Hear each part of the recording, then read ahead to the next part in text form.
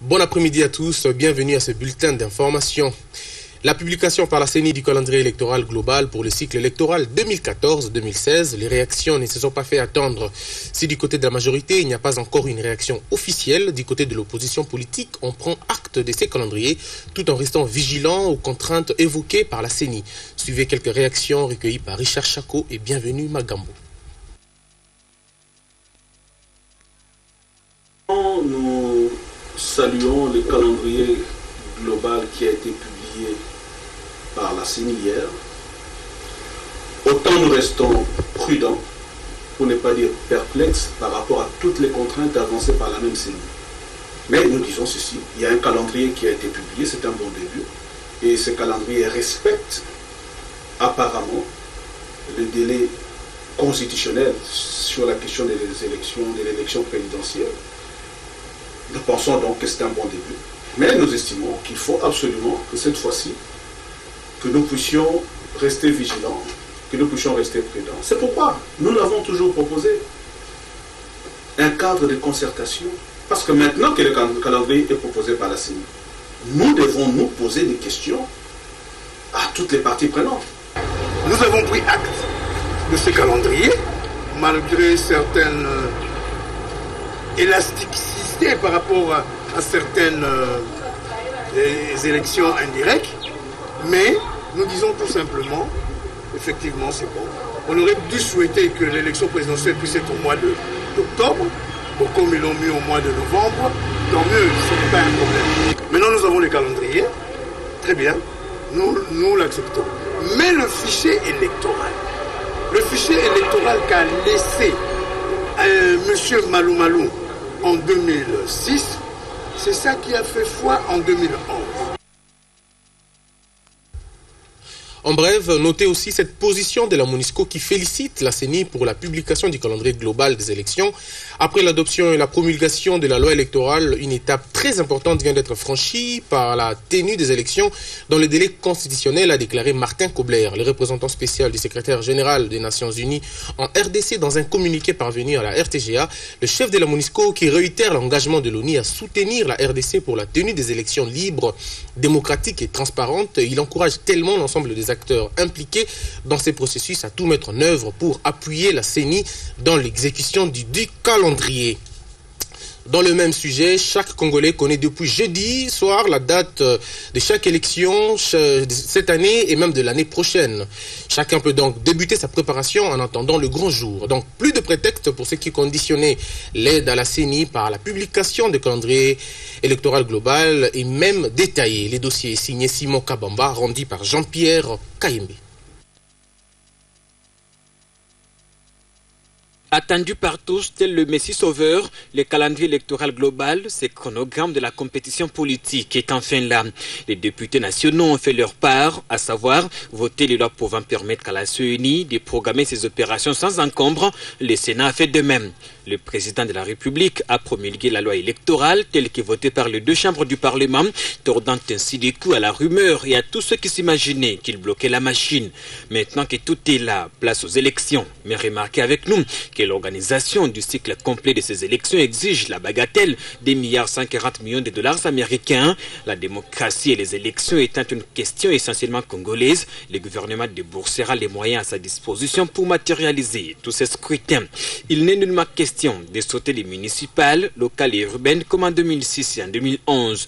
L'ancrage de la démocratie passe par l'implication de la base à tous les niveaux. Voilà pourquoi nous avons besoin de bourgmestres élus, conseillers élus, administrateurs des territoires également élus.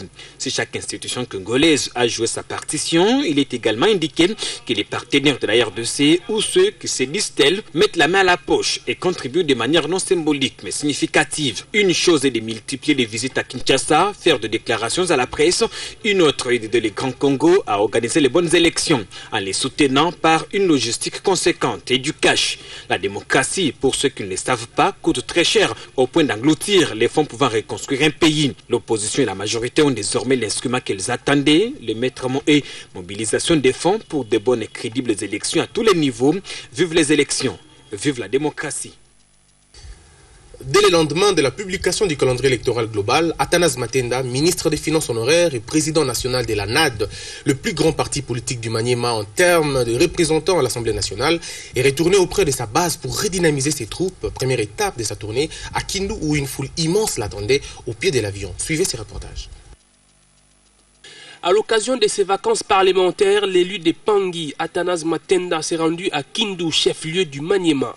Accueilli en digne fils de la maison, il est allé rendre compte à sa base du travail qu'il a abattu durant la dernière session parlementaire. Il a rendu hommage à un illustre membre de son parti, la Nouvelle Alliance des démocrates NAD, décédé en novembre dernier, le ministre provincial de l'Agriculture, Tchakila Biaka. Je suis venu non pas pour me reposer, mais pour travailler. Comme vous le savez, je suis député national élu du territoire de Pangui ici au Maniema. Je mettrai également à profit mon séjour, comme vous savez, le parti est endeuillé, pour aller rendre visite aux familles de nos 2 membres disparus. Et par la suite, j'irai m'incliner devant leurs tombes respectives. Je suis encore ici avec vous pendant toute la semaine. Nous aurons à échanger autour des différents problèmes qui vous préoccupent. Je pourrai vous recevoir en groupe, même en particulier. Je suis encore avec vous. L'élu du Maniema a présenté celui qui va prendre la place de ce haut cadre du parti décédé au gouvernement provincial. Athanase Matenda continue sa ronde dans tous les Maniema. Il est attendu ce dimanche à Kalima. La page rose pour terminer, le 14 février de chaque année, les amoureux du monde entier, du moins pour ceux qui en croient encore en cette date, célèbrent la fête des amoureux, remémorant les bons souvenirs, enterrant les mauvais, échangeant des cadeaux, aussi des cœurs comme l'emblème de la passion. Les sourires et une lueur d'espoir se dessinent dans tous les visages. Les cérémonies festives, des concerts, mais aussi des nuits amoureuses sont organisées pour cette fin. Mais alors, quelle est l'origine de la Saint-Valentin? Les éléments de réponse avec Vicky Moukeba. Dans la Rome antique, le 15 février était considéré comme la fête des Lupercales ou le festival des Lupercus, les dieux de la fécondité. Pendant cette célébration, les Luperques sacrifiaient des chèvres aux dieux. C'est à 494 que cette fête des Lupercales fut interdite et remplacée par une fête de purification, de l'amour et de la fécondité le 14 février. Sur ordre du pape Alexandre VI, l'Église catholique romaine a désigné Valentin comme le saint patron des amoureux. En effet, en faisant de ce saint le protecteur des couples, l'Église encouragea la célébration de l'amour au moment des prémices du printemps. À cette époque, la protection des saints patrons s'appliquait surtout aux célibataires qui cherchaient l'âme sœur. Les festivités de la Saint-Valentin visaient précisément à donner aux jeunes célibataires l'occasion de trouver un partenaire de vie. Notons que l'objectif était de combattre les rites païens tout en donnant un sens à des pratiques rituelles liées au cycle de la nature. À ce jour, la Saint-Valentin, dans la plupart des traditions, a perdu quelques rituels. Aujourd'hui, les amoureux s'échangent des mots doux et des cadeaux, preuve de l'amour. Bonne fête de Saint-Valentin, profitons-en pourvu que ça dure. Merci mesdames et messieurs d'avoir suivi ce bulletin d'information à l'Odja.